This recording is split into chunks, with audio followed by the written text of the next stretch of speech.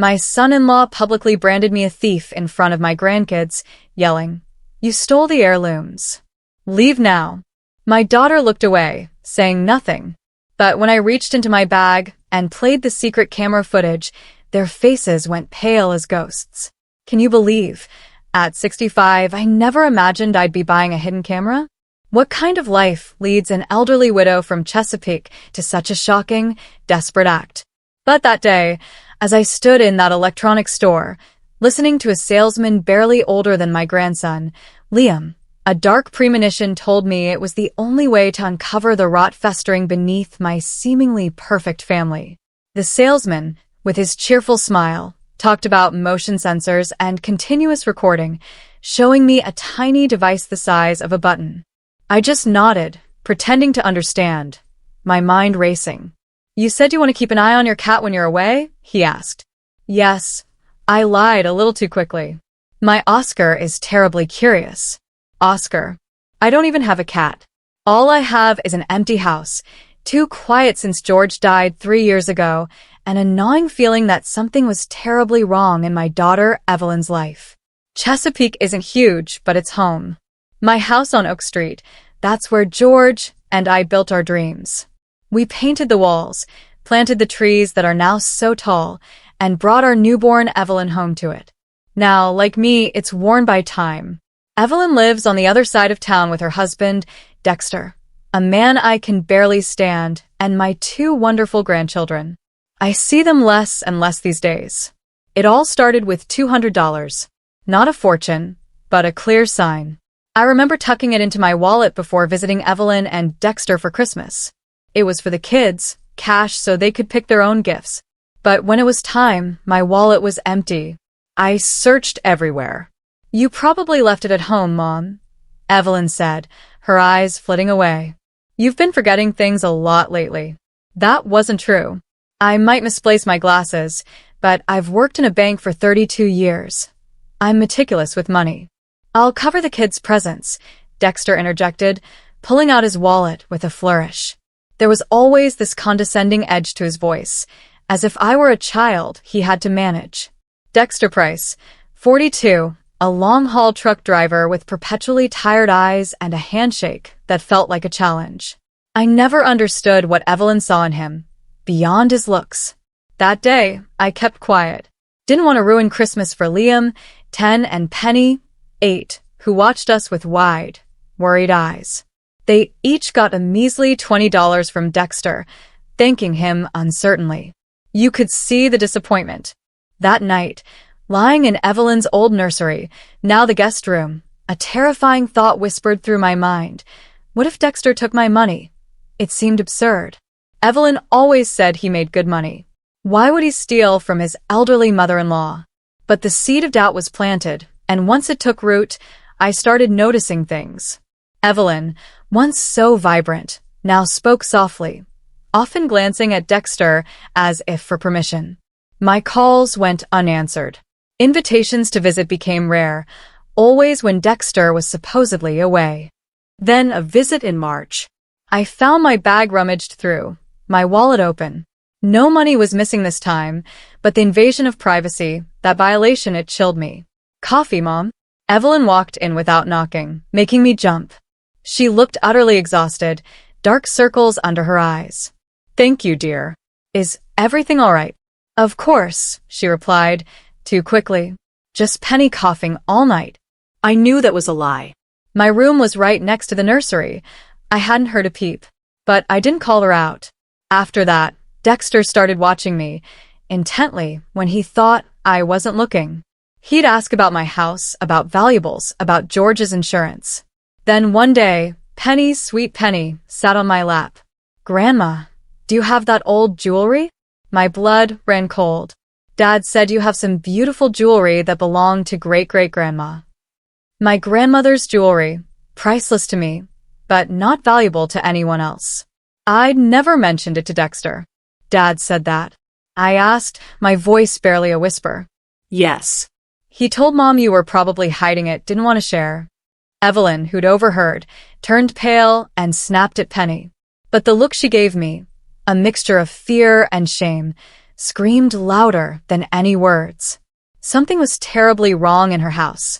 I thought about it all the way home on the bus. Thought about it in my empty house, cooking dinner for one. George would have known what to do. He always did. But George was gone. It was just me.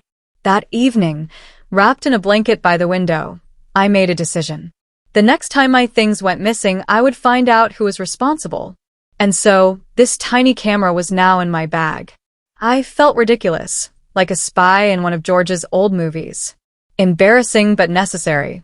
At home, I spent 2 days practicing. The instructions were tiny, the terms confusing. I almost threw it all away in frustration. But stubbornness is my strong suit. By Friday, I felt like an expert. Just in time. Evelyn called. Dexter will be home, she whispered. He wants to talk to you about something important. Her voice sounded strange, but she quickly changed the subject when I asked if she was okay. Sunday morning, I packed a small bag. Evelyn insisted I stay the night. My change of clothes, toiletries, medicine, and the camera tucked deep in my makeup bag. Evelyn's house was new, suburban. Neat lawn, kids' bikes. Faceless. Nothing like our old home on Oak Street, where every crack told a story. Evelyn opened the door before I could ring, looking nervous, but forcing a smile. Mom, I'm so glad you're here. Her hug was tight, almost desperate. I smelled her shampoo, the same one from her teenage years. Is something wrong, dear? I asked softly. No, of course not, she chirped too loudly. Come in. The kids have been asking for you. Liam and Penny rushed out, happy and noisy. I gave Liam a book, Penny colored pencils. They hugged me tight. For these children, I told myself, it was worth enduring the tension that hung heavy in this house. Kids, go to your rooms. Dexter's low voice cut through the air. He stood in the doorway, tall, dark hair, attractive if you ignored the cold look he gave me. Let Grandma rest from her trip. Hello, Dexter. I said, years of working at the bank teaching me to remain calm in front of unpleasant people. He just nodded. I'll take your things to the guest room, Evelyn interjected, grabbing my bag. You and Dexter talk while I do that. My heart hammered. The camera, but refusing would raise suspicion. Of course, dear. Thank you. She whisked my bag away, leaving me alone with him. Come into the living room, Martha, Dexter said. We really need to talk. I followed him, my mind buzzing. Money? The house? George's insurance? The conversation, though, was strangely vague, all about his upcoming promotion and financial stability. He wanted to convince me. Something wasn't right. Late that night, in the guest room, I found my bag. The camera was still there. Relief washed over me. Carefully, I set it up between the books on the shelf, aimed at the spot where I'd leave my bag. Tomorrow I would find the truth. The morning started with pancakes and children's laughter. It was Liam's 11th birthday. I lay in bed, listening, remembering holding him in the maternity ward, George surreptitiously wiping away tears. Sunlight streamed in. I glanced at the camera. Still there. Inconspicuous. Penny burst in, dressed for the party. Grandma, are you awake? Mom says breakfast. I smiled, promised to be there, and went to the window. The peaceful suburban view felt like a lie. Behind these neat facades, Evelyn looked exhausted, Dexter more irritable. His conversation yesterday, all boast, no substance. Anxiety, fear in his eyes. I couldn't quite place it. After getting dressed, I hid the memory card in a secret pocket in my purse. Better safe than sorry. The kitchen was a flurry of activity. Evelyn at the stove, Liam setting the table, Penny hanging garlands. Mom, coffee? Evelyn turned, and that's when I saw it, a bruise under her eye, poorly concealed by makeup. My heart ached. Asterisk, don't look. Don't ask. Everything's fine. Asterisk, the look she'd perfected over years with Dexter. I'd love some, dear. Can I help? No, you're a guest, she said, too quickly. We ate without Dexter. Evelyn said he'd gone for the cake. The children were louder. Evelyn even smiled a few times. Grandma, did you bring me a present? Liam asked. Of course, but let's wait for the guests. After breakfast, Evelyn and I were alone. Eve, I whispered, using her childhood nickname. What's going on? Don't tell me everything's fine. Her hands froze in the soapy water. I thought she'd cry, but she just sighed. Stress, Mom. Hospital, kids, house. And the bruise under your eye? That's from stress too. She flinched. I bumped into the closet. My own clumsiness. A lie so transparent, it hurt. My daughter, who could never lie as a child without blushing, now uttered it with chilling ease. Evelyn, if you need help. The front door slammed. Heavy footsteps. Dexter appeared, holding a cake box. The cake's here, he announced, a fake cheerfulness in his voice. Hi, Martha. Had breakfast? Yes, thank you. I watched Evelyn transform, spine straightening, a forced smile. Honey, coffee? Pancakes. Coffee, he said curtly, black. I need to check the barbecue. Benson's are coming at 5. I thought the party was at 4? Evelyn asked, uncertainly. I moved it. I have things to do, he snapped. And tell the kids to keep it down. My head is splitting. He walked out to the backyard without a glance at his wife or me. Evelyn's shoulders slumped. He's just tired, she muttered, even though I hadn't asked. He works a lot. I said nothing. What could I say? That I saw her fear? That George would be turning in his grave? I just placed a hand on her shoulder. I'll go see what the kids are doing. The day dragged. The children tried to be quiet. Evelyn prepared dinner. Dexter disappeared. Garage, yard, study, talking on the phone too quietly to hear. At 3, I went to the guest room, pretending to rest. The camera was still there but slightly off angle. Had someone moved it? I quickly adjusted it, then went back to the children. By 5, guests arrived. The Bensons, Evelyn's colleagues, Dexter's distant relative, Miss Coleman. A backyard party. Dexter grilled, playing the host. Evelyn bustled. 4 smiles. No one seemed to notice her tension, his sharp movements, or the children's frightened glances when he raised his voice. Nice party, isn't it? Miss Coleman, a dry old lady with piercing eyes, sat beside me. How are you, Martha? Hard being alone after George. She was direct, not tactless.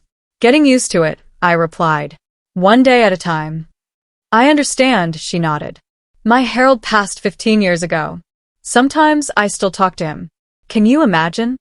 I can imagine, I smiled. George is my chief advisor.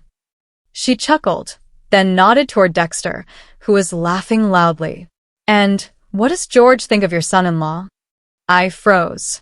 Why do you ask? She shrugged. Just curious. Dexter. He's a complicated man. I've known him since he was a child. His father was the same. Charming at first, then controlling. Before I could speak, Dexter interrupted. What are you whispering about, ladies? Hope you're not gossiping about me. His smile was cold. Martha, could you help Evelyn in the kitchen? She needs help with the cake. It wasn't a request. It was an order. In the kitchen, Evelyn was indeed busy with a huge chocolate cake. Mom, thanks for coming, she exhaled. I can't find the matches. In the top cabinet, dear. Dexter's voice came from the doorway. With my cigarettes, which you threw away last week. Evelyn flinched. I thought you quit smoking. And I thought we didn't throw away each other's things, he retorted. But I'm not angry, sweetheart. It's a holiday. He wrapped his arms around her. Too tightly. I turned away, pretending to look for plates. By the way, Martha, Dexter said, I found an old box in the attic. I think it's yours. With jewelry in it. I froze. My box? The one with my grandmother's jewelry I left here, for safekeeping. Yes, I think it's yours, I replied cautiously. Can I see it? Of course, he smiled. After the cake. It's in my study. Something in his tone made me wary. Was he testing me? The evening continued. Liam blew out candles. Dexter gave a touching speech. Everything looked perfect. Only I saw Evelyn's tense shoulders, Liam's forced smile. When guests left and children went to bed, Dexter came to me. Come on, Martha. I'll show you that box. I followed him to his study. A small room filled with trophies and photos. On the desk, my carved wooden box, brought back from Europe by my father. Inside, inexpensive but sentimental jewelry. My grandmother's silver bracelet, my mother's pearl brooch, George's gold earrings. I found this the other day, Dexter said, pushing it toward me. Thought you might want it. I picked it up. The lock was broken. The small silver tongue, hanging uselessly. The lock was broken when I found it, Dexter said quickly, watching me. Probably a long time ago. A lie. I remembered that lock vividly.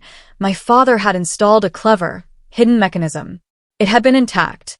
My heart pounded. I opened the lid. The jewelry was there, but something was wrong. I went through it. The bracelet, the brooch, the earrings. Where was George's wedding ring? After he died, I'd kept it there, on a thin gold chain. Is something wrong? Dexter asked, his eyes sharp. Should I accuse him? Not now. Not with Evelyn and the children in the next room. No, everything's fine. I lied. Just haven't seen these things in a long time. Thanks for finding them. He nodded, but there was a strange look in his eyes. Disappointment? Relief? You can take it with you, he said casually. It's yours. Yes, of course. I clutched the box to my chest. I'll put it in my room. Leaving the study, I stopped in the hallway, trying to calm my racing heart. George's ring was gone. Priceless to me. In the guest room, I examined the box. The lock wasn't just broken, it had been pried open, clear marks from a screwdriver. And there was no dust inside. Someone had recently wiped it clean. I sat on the bed, the box in my hands. Why Dexter's ring? Why now? A soft knock. I quickly hid the box under my pillow. Come in. It was Evelyn with a cup of tea. Thought you might want some. Tea. How was your holiday? I asked. Wonderful. Liam was happy. She nodded, but her gaze was distant. Mom, she started, then fell silent. What is it, dear? Nothing. She shook her head. Just, thank you for coming. It means a lot to the children. She hugged me, whispering so softly I barely heard. Be careful with Dexter. He's been out of sorts lately. Before I could respond, she straightened up. Good night, Mom. Good night, sweetie. When the door closed, I pulled out the box. The broken lock, the missing ring. Something was very, very wrong. I had to find out what. The morning was cloudy, distant thunder rumbling. 7 a.m., but voices were already loud. Dexter's irritated tone, Evelyn's quiet soothing. They were arguing. Then a door slammed. Silence. I dressed quickly. At 65, you don't impress anyone. You just try to face the day. I combed my graying hair, looked in the mirror. How quickly time flies. Once full of hopes, now a widow whose son-in-law considered her a burden. Carrying the box, I went to the kitchen. Pancakes, coffee. Evelyn at the stove. Liam and Penny already eating. Dexter was gone. Good morning, I said, putting the box on the table. Good morning, Mom. Evelyn replied, her voice tense. Coffee? Yes, please. Penny snuggled up. Grandma, are you leaving today? Yes, sweetie, but not for a while. Liam, usually so talkative, was withdrawn, frightened. What's wrong, Liam? I asked, reaching for his hand. He flinched, pulled away. Everything's fine, he muttered. Evelyn placed coffee and pancakes in front of me, her hands shaking. Kids, she said, unnaturally cheerful. When you're done, go to your rooms, okay? Your dad needs to talk to your grandmother. My stomach clenched. Talk about what? I'm almost done, Liam said, chugging his juice. Let's go, Penny. But I'm not finished, she protested. Come on, Liam insisted, grabbing her hand. I'll let you play with my new toy. Penny, forgetting her pancake, followed him. At the door, she waved. See you soon, Grandma. When they left, I turned to Evelyn. What's going on? She sat opposite me, avoiding my gaze. Dexter, she began, then fell silent as heavy footsteps approached. Dexter entered the kitchen, tall, broad-shouldered, a stony expression. He held something wrapped in a handkerchief. Good morning, Martha, he said with a fake smile. Did you sleep well? Fine, thank you. My heart pounded. You wanted to talk to me?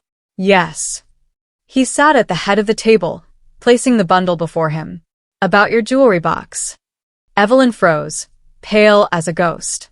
When was the last time you opened it? He asked. Last night, when you gave it to me. I hesitated. Everything was there, except George's wedding ring. Dexter nodded as if he'd expected that. You know, Martha, I've been noticing some strange things lately. Things going missing. First money from my wallet. Then Evelyn's watch. Then her mother's earrings. Dexter. Evelyn interrupted, quietly. Maybe you shouldn't. Shut up, he snapped. She cringed. I'm going to take care of this once and for all. He turned to me, cold fury in his eyes. And yesterday, I decided to check your jewelry box, Martha. And do you know what I found there? He unfolded the handkerchief. On the table, a gold ring with a small diamond flashed. My mother's engagement ring. It had disappeared a month ago. I stared, utterly bewildered. I'd never seen that ring before. It's not mine, I said firmly. I never took your things, Dexter. Don't lie to me. He slammed his fist on the table, coffee cups rattling. It was in your jewelry box. You took it when you stayed with us last month. That's not true. I tried to stay calm, but I was shaking. I'm not a thief, Dexter. And you know that. I know, he smiled bitterly. All I know is that ever since George died, you've been complaining about money. I know you're jealous of our house, of our life. I know you don't approve of me as your daughter's husband. And this is your way of getting back at us. By stealing our things. Evelyn sobbed, her face in her hands. I looked at her, pleading, expecting her to defend me. To say a word. She remained silent. Evelyn, I said, my voice shaking. You don't believe this, do you? She looked up, tear-filled eyes meeting mine. Before she could speak, a rustling at the door. Liam and Penny stood there, frightened. Dad. Liam asked, uncertainly. What's going on? Dexter turned to the children. His face changed instantly, anger replaced by feigned sadness. Kids, I'm very sorry, but I have something to tell you. Remember Grandma Price's ring that went missing? I found it at your Grandma Martha's house. Penny looked at me, bewildered. Grandma took someone else's ring? No. I yelled. Never, Dexter. Don't get the kids involved in this. But he ignored me. Yes, Penny. Grandma Martha took things that didn't belong to her, he said gently, as if explaining a difficult concept. Sometimes adults do bad things when they don't have enough money. That is a lie. I jumped from my chair, blood rushing to my face. I've never taken anything that didn't belong to me. Dexter, stop this right now. See, he said to the children, ignoring me completely. That's why I didn't want her to come so often. I knew something was wrong. Liam looked at me with horror. Penny started to cry. But Grandma can't be a thief, she whispered. She's nice. Sometimes people aren't who they seem, sweetie. Dexter patted her head. I'm so sorry. I felt the ground give way beneath my feet. My own son-in-law accusing me of theft in front of my grandchildren. And my daughter, my Evelyn, stood by silently, letting it happen. Evelyn. I turned to her, my voice barely a tremor. Tell them the truth. You've known me all my life. Mom, she finally said, her voice almost inaudible. Just admit it, please. It'll be easier for everyone. I froze. My own daughter, my flesh and blood, betraying me, agreeing with false accusations, stripping me of the last thing I had left, my grandchildren's respect. I will not confess to something I did not do, I said, tears burning my throat. Never. Dexter shook his head, feigning regret. Then I'm very sorry, Martha, but I have to ask you to leave right now. I can't allow you to stay in my house around my children. But Dad, Liam began. Grandma's bus is at 2. It doesn't matter. Dexter cut him off.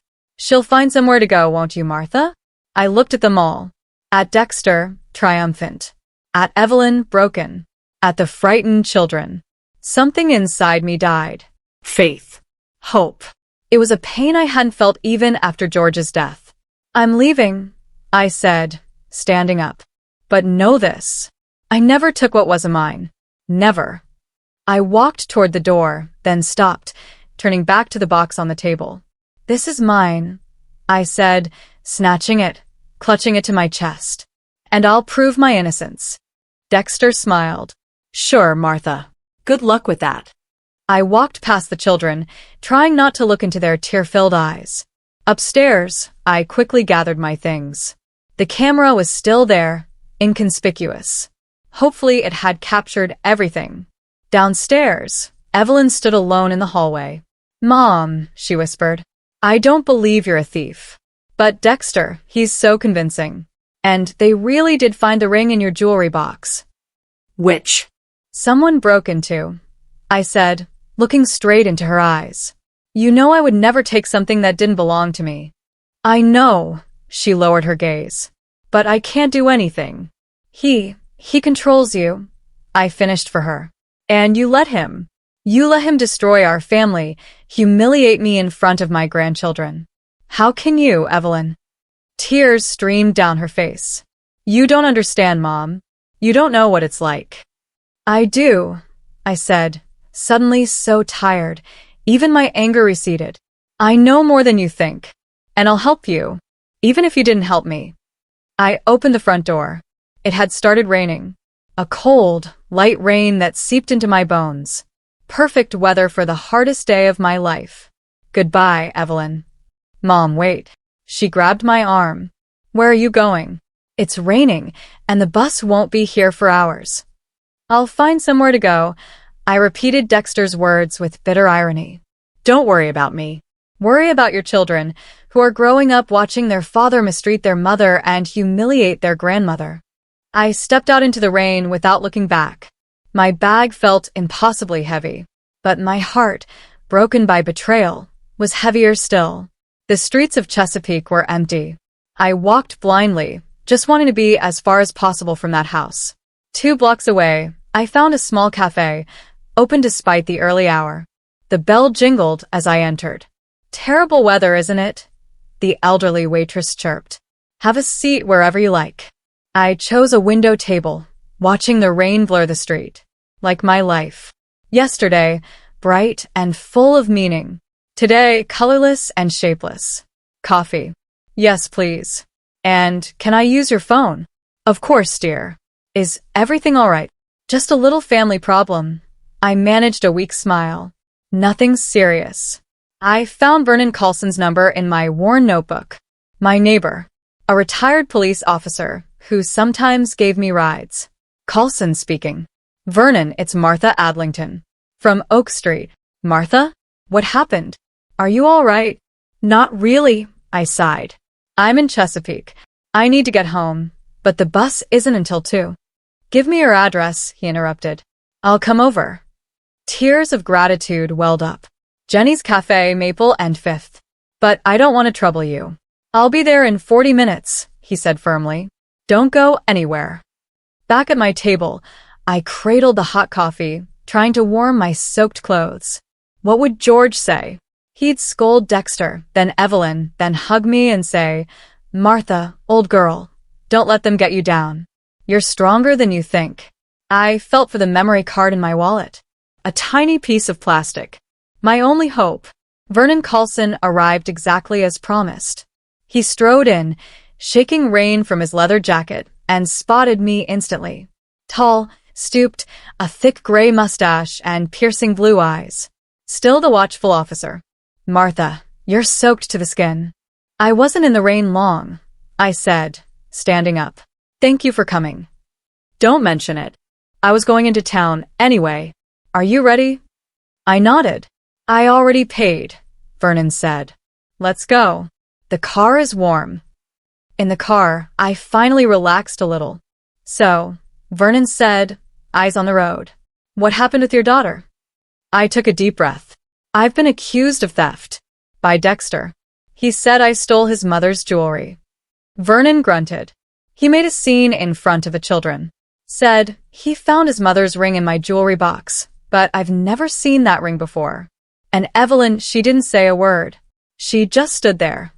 I see, Vernon nodded. Unpleasant situation. What are you going to do? I clutched my bag. I have proof. At least I hope so. Vernon raised an eyebrow.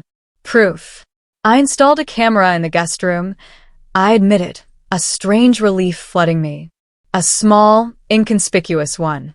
It records to a memory card. I suspected something was wrong. Vernon smiled slightly. Not bad for a beginner detective. What's on the recording? I don't know. I haven't looked yet. I need a computer. I have a laptop at home, he said. You can use it. We drove the rest of the way in silence, the Chesapeake suburbs giving way to rural landscapes. How quickly trust and respect could be destroyed. My neighborhood, still rainy. Vernon stopped across the street from my house. Come on, he said, turning off the engine. Have some hot tea, dry your clothes, and then we'll watch your recording. His house was exactly as I imagined. Simple, functional, a little old-fashioned. Bathroom's there, he pointed. I'll put the kettle on. 15 minutes later, warm and dry, I sat at his kitchen table, a hot tea in my hands. Vernon sat opposite, his laptop open between us. Now, let's see what you've got. My hands shook as I gave him the memory card. What if it hadn't worked? What if Dexter found it? What if I was just a paranoid old woman? Vernon inserted the card. Several files dated. Yesterday's, I said. He opened it. The guest room appeared on screen. No sound. I'd forgotten that feature. We'll have to fast forward, Vernon said. Empty frames, then me, combing my hair, reading. Stop, Vernon said suddenly. Someone's coming in. I leaned forward. Dexter. He looked around, listened, then went straight to my bag by the bed. He rummaged through it, then quickly left. That was yesterday afternoon, I said, when I was with the kids. Vernon fast-forwarded. Dexter reappeared, at night. He went to the nightstand, picked up my jewelry box, examined the lock. Then he pulled something from his pocket, a screwdriver, a knife, and started picking at the lock. My blood ran cold. This was it. The proof. He finally opened it, rummaged through, then pulled a small object from his own pocket, a ring, and placed it among my jewelry. He closed the box, put it back, and left. Oh my God, I whispered. He put the ring in my jewelry box. Looks like it, Vernon nodded. The next clip was early morning. Dexter returned, this time with Evelyn. They stood at the door, arguing. Evelyn shook her head, tried to leave, but Dexter grabbed her arm, said something close to her face. She cringed. They both left. Too bad there's no sound, Vernon said. But it's clear enough. He's intimidating your daughter. I nodded silently, tears in my eyes. Poor Evelyn. Wait. Vernon paused again. Dexter was back, phone in hand. He sat on my bed, talking, glancing at the door. He stood, paced, gesturing wildly. The conversation was unpleasant. Dexter's face was contorted with anger. He slammed his fist into his palm. It's a shame we don't know who he's talking to, I said. Creditor, Vernon said. These gestures, counting money, usually mean a discussion about debt. I remembered Dexter's strange behavior, his nervousness. Do you think he has money problems? Quite possibly, Vernon shrugged. Serious ones. Dexter finished his call, sat with his head in his hands, then abruptly left. The final clip, Evelyn, earlier that morning, tea in hand. She placed it on the nightstand, looked around, then went to my bag. She hesitated, struggling with herself, then quickly opened it and put something inside.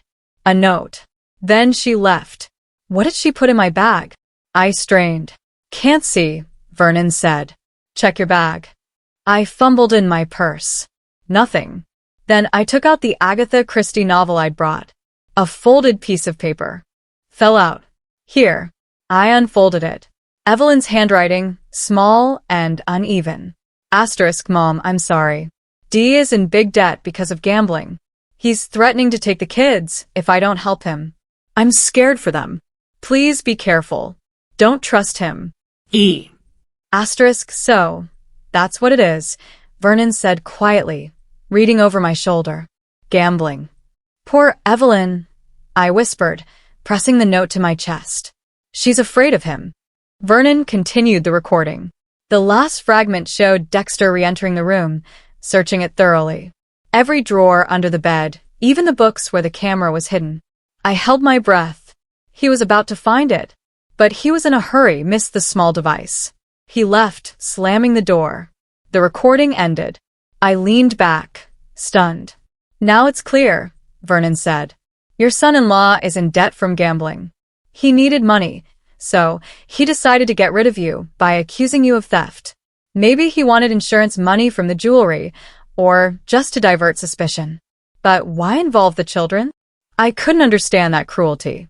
To convince everyone of your guilt, Vernon explained. Children are sincere. If they didn't believe you, they might have defended you. Dexter needed to turn them against you. My grandchildren's faces, frightened, confused. He'd taken away their belief that their family was honest and kind. What am I supposed to do now, Vernon? I asked, feeling lost. I have the recording. But who would believe an old woman accusing her son-in-law of forgery? Vernon stroked his mustache. The police won't get involved in a family dispute without clear evidence of violence. But the recording is a good start. We need more about Dexter's debts. Who does he owe? How much? I don't know. I shook my head. Evelyn never mentioned financial difficulties. Dexter always boasted about how well they were doing. Typical of gamblers, Vernon snorted, maintaining appearances until the very end. And your daughter's note confirms he's threatening her and the children. That's serious. I reread Evelyn's note. I'm afraid for them. What did she mean? Physical violence? Threats to take away parental rights? My daughter and grandchildren were in danger. We have to go back, I said firmly. Show Evelyn the note. Convince her to leave Dexter and take the children. Vernon shook his head. Not so fast, Martha. If Dexter owes dangerous people a lot of money, a direct confrontation could be dangerous. We need a plan. What plan? I was losing patience. Every hour my grandchildren spend with that man could be dangerous. I understand, Vernon said gently. But let's think rationally. If we just barge in there with accusations, Dexter will deny everything. Say the recording is fake. And Evelyn, I'm afraid she might not support you publicly if she's afraid for the children. He was right. Evelyn's fear of Dexter was stronger than her love for me. What do you suggest? I asked, trying to calm down. Vernon paced. First, copy this recording. Just in case. Second, find out more about Dexter's financial situation. I have a friend in the police who can discreetly check for connections to underground gambling. And in the meantime, Evelyn and the children are staying with him? I asked bitterly. Yes, but we'll move quickly, Vernon assured me. And one more thing. You need to contact Evelyn. Let her know you have evidence of his innocence and that you're willing to help. How? I spread my hands. Dexter controls all her communications. There are ways, Vernon said. Through her work. She still works at Chesapeake Hospital, right? I nodded. Nurse in pediatric ward, Mondays, Wednesdays, Fridays. Great. Vernon smiled. So, she'll be there tomorrow. We can meet her during her lunch break, somewhere public where Dexter can't interfere. Hope started to bloom. Maybe it wasn't all lost. Maybe I could help my daughter regain my grandchildren's trust. Thank you, Vernon, I said sincerely. I don't know what I'd do without you. He waved it off. Neighbors help each other. Besides, he added with a smile, I worked in the police for 30 years. Sometimes I miss investigating. I smiled back, truly for the first time that day. Then let's make a plan. What do we do before tomorrow? We spent hours planning. Vernon, methodical and thorough, considered every scenario. By evening, we had a clear plan. First step, meet Evelyn at the hospital. We need to be prepared for the possibility that Evelyn may not want our help, Vernon warned. Victims of domestic violence often defend their abusers. I know, I sighed. But I have proof. She has to believe me. Let's hope so, he nodded. Now you need to rest. I was exhausted. But thoughts of my grandchildren wouldn't leave me alone.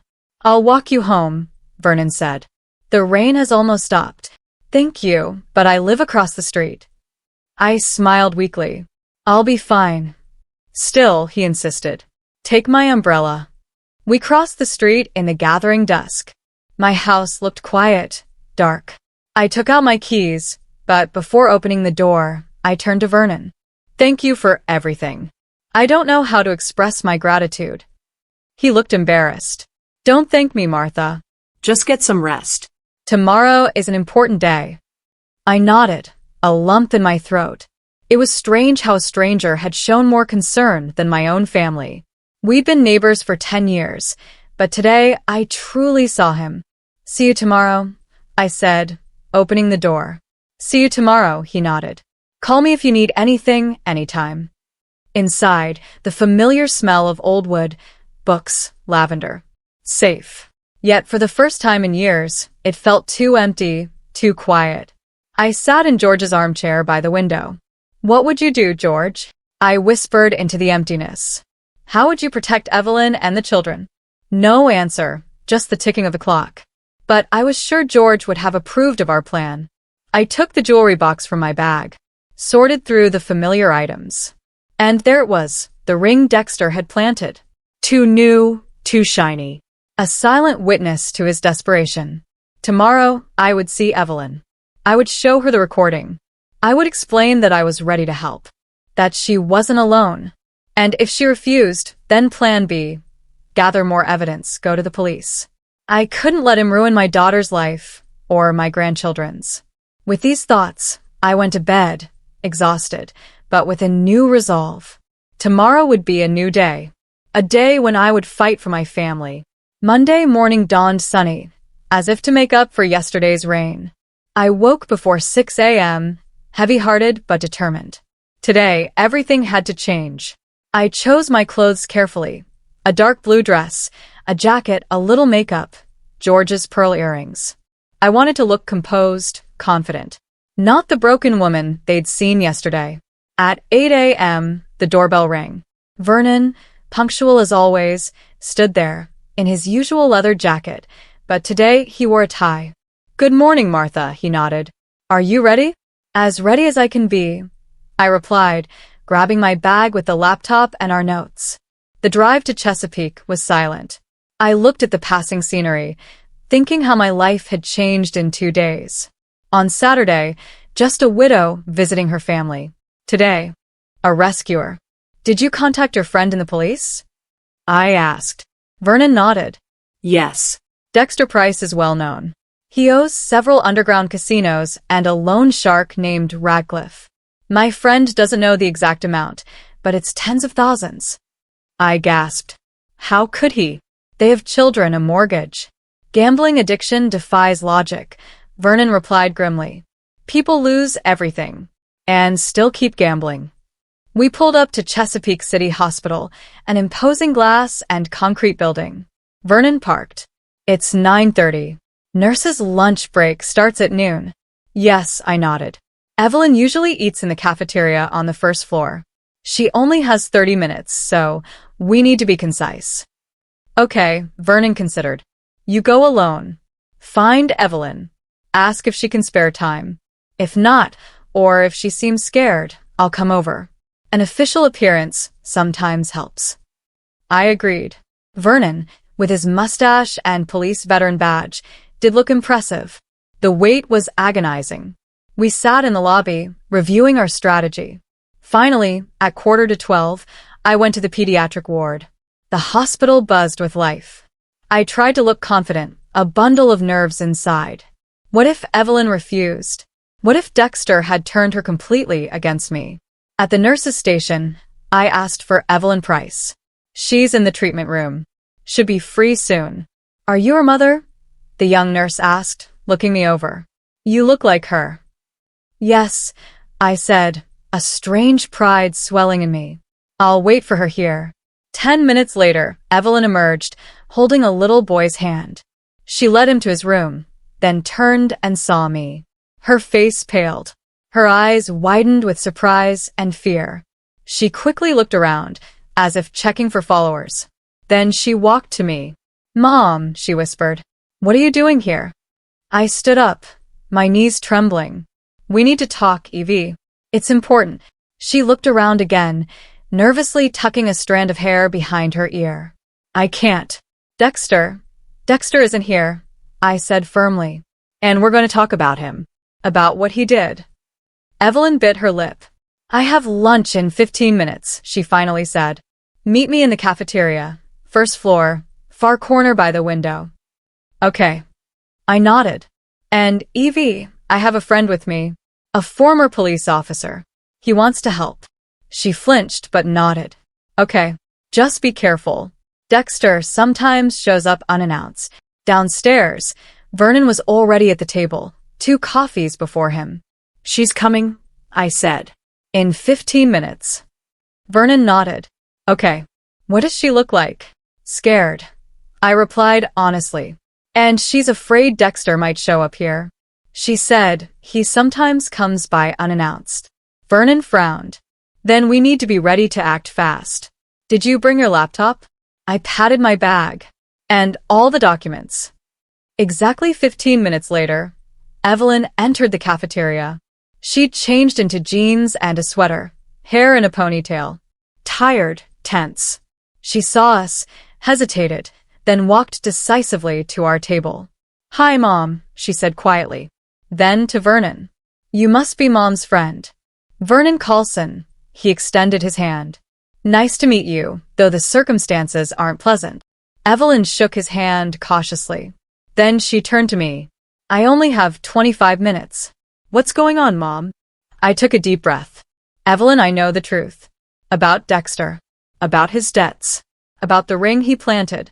About everything. Her eyes widened. She turned even paler. What are you talking about? I have proof, I interrupted, opening my laptop. I set up a camera in the guest room. It recorded Dexter putting the ring in my jewelry box. Evelyn stared, as if unable to believe her ears. You what? See for yourself, I said, playing the recording. Right here. He comes into the room at night, picks the lock, and puts the ring inside. Evelyn stared, her hands on the table, clenched so tightly her knuckles were white. And here, I continued, switching clips. He's talking on the phone. Vernon thinks it's about gambling debts.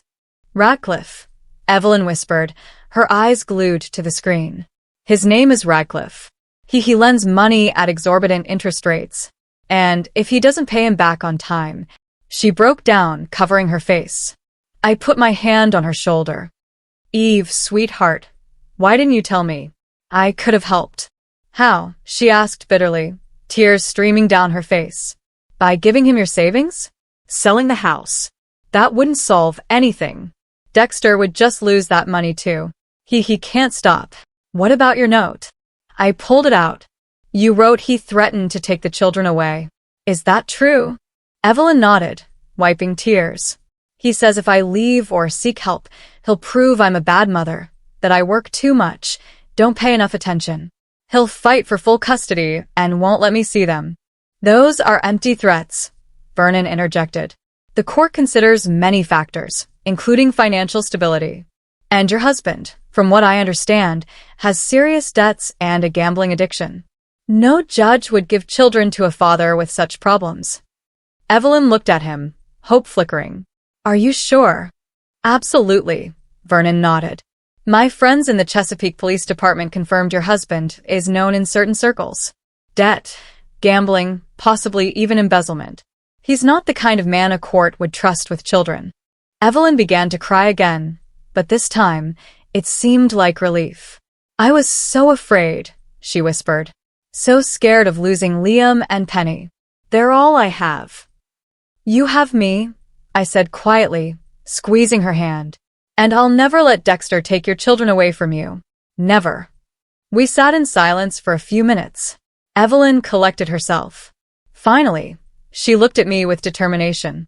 What should I do, Mom? Where should I go? I don't have money for a lawyer or a new place. Don't worry about that, I said. I have savings. And my house is big enough for all of you. The most important thing is to get the kids and get away from Dexter. But how? She asked. He'll be home from work at 6. The kids are at school until 3, Vernon said. Here's the plan. At 3, Martha and I will pick up the children. Then we'll go to your house and gather the most essential things. At 4, we'll meet you here, and we'll all go to Martha's house. What if Dexter comes back early? Evelyn asked anxiously. Unlikely, Vernon said. But even if he does, we have proof of his shady dealings. And I'm a former police officer. Trust me, he'll think twice. Evelyn looked uncertain, but nodded. All right, but we need to act quickly. Dexter has an app that tracks my movements. If I don't go home after work, he might suspect something's wrong. Then leave your phone here in a locker, Vernon suggested. Or with a trusted colleague. Tell them you forgot to charge it. That's fine, Evelyn nodded. I have a friend, Sarah. She'll help. Great. I felt a warm glow of hope. So, pick up the kids at 3, then your place for your things, meet here at 4. Evelyn squeezed my hand. Mom, I feel so guilty. What happened yesterday? I should have stood up for you. I should have told the kids the truth. I'm such a coward. No, sweetie. I stroked her cheek. You're not a coward. You're a mother who fears for her children. I understand that. And I don't hold it against you. Evelyn clung to my hand, closing her eyes. Think. Everything's fine. We showed him the recording, and he didn't interfere. Evelyn breathed a sigh of relief. Thank God. I was so scared. It's all over, Vernon said, pulling out of the parking lot. Now let's go home to Martha. We'll discuss what to do next there. The drive to my house took 40 minutes. Evelyn clung to the children, telling them about school, their things, their plans. The usual children's chatter, now so precious. My old house on Oak Street greeted us with the setting sun. Just yesterday, I'd returned alone, crushed. Today, I brought my family home. Welcome, I said, opening the door. Make yourselves comfortable. The children entered first, looking around curiously. Liam, your room is upstairs, first door on the right. It was your mother's room. And you, Penny, will sleep next door. It's my sewing room, but we'll fix it up quickly. And me? Evelyn asked, carrying a suitcase. The guest room is downstairs, I replied. There's a comfortable sofa bed. If you want, we can look for an apartment closer to your work. No, she shook her head.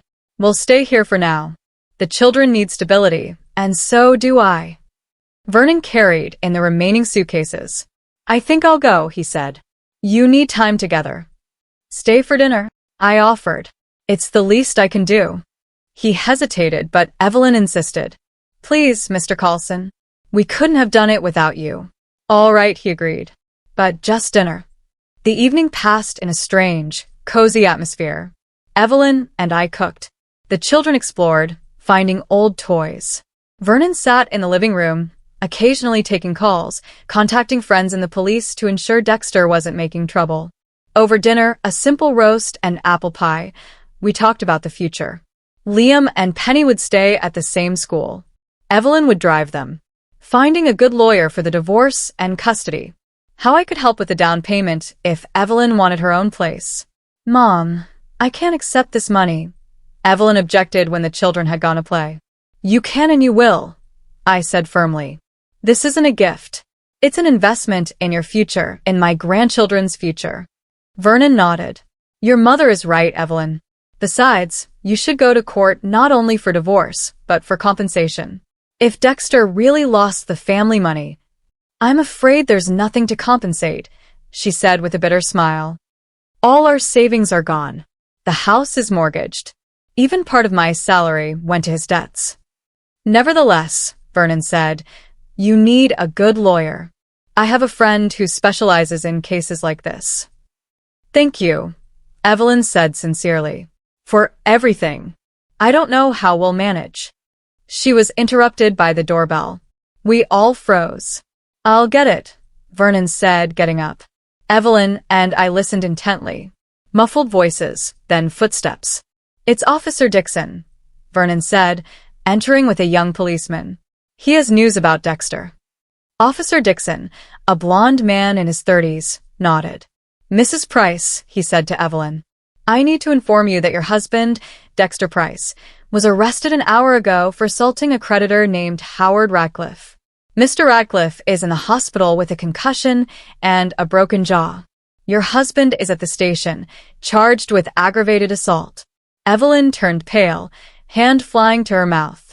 My God, she whispered. He's completely lost his mind. We also found an unregistered firearm in his pickup truck, Officer Dixon continued. So, there will be more charges. Given the severity of the crime and his previous convictions for fighting, he will likely receive a significant sentence. Previous convictions? I asked, looking at Evelyn. Did you know? She shook her head. No. He never. God, how could I have been so blind? Mr. Price asked us to tell you that he won't be seeking custody of the children and agrees to a divorce on your terms, Officer Dixon continued. He also asked us to apologize to you, Mrs. Adlington, for the false accusations. I nodded, not knowing what to say. It was a strange feeling, receiving an apology through a police officer from a man who had publicly humiliated me just yesterday. What happens next? Evelyn asked, her voice trembling. Court, Officer Dixon replied. You will be called as a witness. The children will probably be questioned too, but with a psychologist present. Mr. Price is facing 5 to 10 years. After the officer left, we sat in silence. Evelyn cried quietly, mourning not only her broken marriage, but all the years she'd spent in fear. I have to tell the children, she finally said. They have a right to know. Not today, I said gently. Give them time to settle in. Tomorrow, or the day after, will be enough time for difficult conversations. Vernon nodded. Your mother is right. Right now, the children need peace and security. Everything else can wait. Evelyn wiped her tears and nodded. You're right. First, we need to get settled. Start a new life. And we'll manage, I said, taking her hand. Together. Vernon left around 10 p.m., promising to help with paperwork and contact a lawyer. Evelyn and I put the children to bed, read them a story.